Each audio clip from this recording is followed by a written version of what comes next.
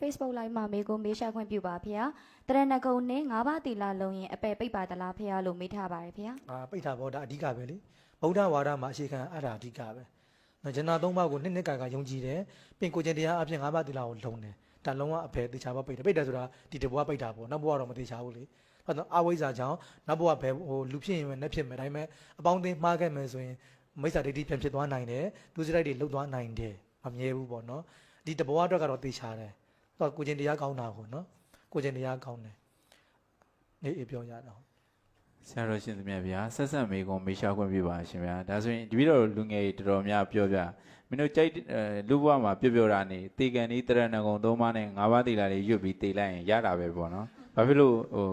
ကိုဘဝကိုဟိုအလုံးနေမလဲပေါ့ပြောပပနေလို့ပြောပါရဲ့ရှင်ဗျာအဲ့ဒါဆိုရင်ရောရှင်ဗျာအနေနဲ့ဘယ်လိုကြံပြုခြင်းပါလဲဗျာမလွယ်ဘူးအဲ့ဒါကလူတယောက်ကမကောင်းမှုတွေကိုအမြဲတမ်းလှုပ်လာပြီးခါမှာတေခါနီးမှာကောင်းတာကိုအာရုံပြုဖို့ဆိုတော့ဘလို့မှမဖြစ်နိုင်တဲ့ကိစ္စနမူနာနဲ့စမ်းကြည့်ဆိုတာကလေအရန်ကိုနေမကောင်းဖြစ်လာတဲ့အချိန်မှာနော်နေမကောင်းဖြစ်လာတဲ့အချိန်မှာကောင်းတဲ့အာရုံပြုကြည့်လိုက်ပြုစရာမရှိဘူးနော်မကောင်းတဲ့လုံနေတဲ့ပုံကိုတယောက်ကဘာသွားပြုမှာလဲပြုဖို့မလွယ်ဘူးအထုံလေးအာတဝနာတတိဆိုတာအဲ့ဒါပဲနော်အထုံငွေကအရန်များလာပြီဆိုလို့ရှိရင်ကိုကျင်နေကြစားနေတဲ့ဟာပဲပေါ်လာတာ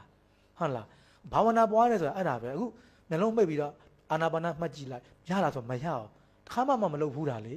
ဒါပေမဲ့မကောင်းတဲ့ဟာကိုတက်အောင်ပြုလိုက်ပေါ်တန်းပေါ်တာနှစ်ခါစဉ်းစားစရာမလိုတန်းပေါ်တာဟုတ်တယ်မလားကိုလှုပ်ခဲနဲ့မကောင်းမှုအမြဲတမ်းလှုပ်နေကြမကောင်းမှုဒုစရိုက်တစ်ခုကိုအာရုံပြုလိုက်နှလုံးမဲ့နဲ့တန်းပေါ်တယ်။ဒါကြောင့်လှုပ်နေကြအလုပ်ဆိုရင်အာရုံပြုရတာလွယ်တယ်လို့ပြောချင်တာ။လှုပ်နေကြမဟုတ်တဲ့အလုပ်တစ်ခုကိုအာရုံပြုရတာအလွန်ခက်တယ်လို့ပြောချင်တာ။တည်ရေးချင်ရေးကိစ္စမှာသူပိုတော့ဆိုးသေးတယ်။နော်။ဘာလို့အဲ့ဒီအချိန်မှာအကြောက်တရားတွေအရင်လွှမ်းမိုးနေပြီ။အခုနည်းနည်းစဉ်းစားကြည့်လိုက်။ငါအခုတရားတော့မယ်ဆိုတော့နည်းနည်းအာရုံပြုကြည့်လိုက်။အရင်ကြောက်တာ။နော်။ကိုချစ်ခင်တဲ့လူတွေအားလုံးငါစွန့်ခွာရတော့မယ်။ငါချာပွေထားတဲ့ပိုင်ဆိုင်မှုတွေငါစွန့်ရတော့မယ်။ငါဘယ်ဘဝကိုသွားရမလဲဆိုတော့ကိုမသိဘူး